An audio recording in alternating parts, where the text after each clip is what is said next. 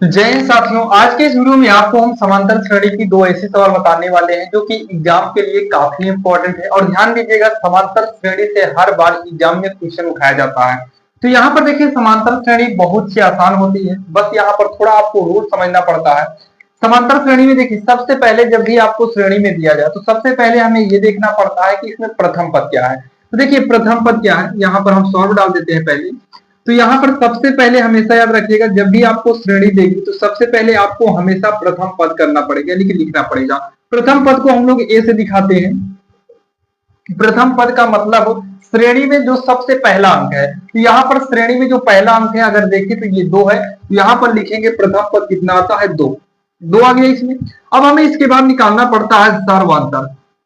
इसके बाद हमें क्या निकालना पड़ता है, सार्वधातुक निकालना पड़ता है। सार्वधातुक को हम लोग डी से दिखाते हैं इक्वल में। जब भी सार्वधातुक निकालना पड़ता है तो ध्यान दीजिएगा, जो यहाँ पर श्रेणी दिया है उसी श्रेणी में पीछे वाले अंक से हमें आगे वाले अंक को घटा देना है। तो पीछे वाला अंक कितना है, 7 है। आगे वाला अंक कितना है, 2 है। तो पीछे वाले अंक से आगे वाले अंक को हमें माइनस कर देना है।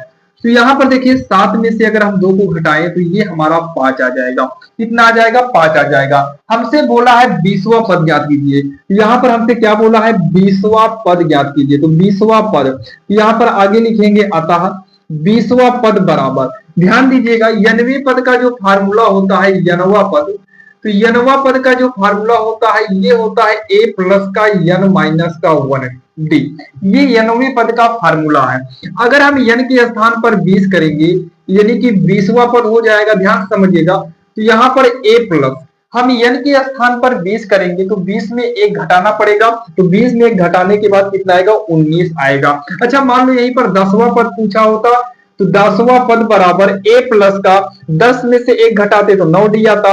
यानी कि 8वां पद पूछा होता तो a प्लस का 8 में से क्या करते, 1 कम करते, क्योंकि n के स्थान पर 8 किए हैं यहाँ पर भी 8 माइनस 1 यानी कि 7d आता। तो हम ये फार्मूला केवल हम तैयार रखेंगे, बाकी हमें ये फार्मूला हर जगह यूज नहीं करना है।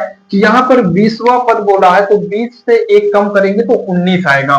ये हो जाएगा a प्लस का 19d, a प्लस का 19d हो जाएगा। अब इतना करने के बाद जो है a का मान कितना है, यानी कि a के बराबर में कितना है, तो a के बराबर में 2 है प्लस 19 गुणे b के बराबर में कितना है, b कह रहे हैं d के बराबर में कितना है, तो d के बराबर में कितना है, 5 है।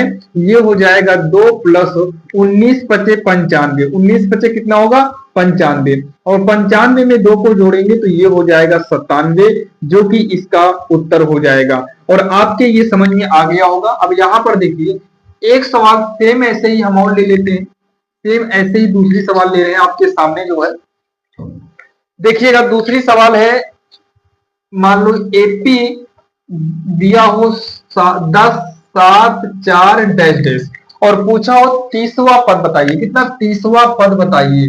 तो 30वां पद मतलब 30वां पद हमें ज्ञात करना है, 30वां पद। तो यहाँ पर लिखेंगे 30वां पद। अगर आप लोग कर सकते हैं तो जल्दी से करके जो है कमेंट बॉक्स में बताइए कि इसका आंसर कितना आएगा। बाकी हम यहाँ पर बताने चल रहे हैं। तो सबसे पहले यहाँ पर देखिए, जो प्रथम पद है, प्रथम पद को हम किससे दिखाते हैं, ए से दिखाते हैं। तो ए बराबर कितना हो जाएगा, यहाँ पर देखेंगे a बराबर कितना हो गया, 10 हो गया। अब हम निकालेंगे सार्वधातुक। सार्वधातुक का मतलब d अगर हम निकालेंगे तो सेकंड यानी कि पीछे वाले पद से आगे वाले को घटाना है। तो पीछे कितना है, 7, घटेगा कौन सा, आगे यानी कि 10।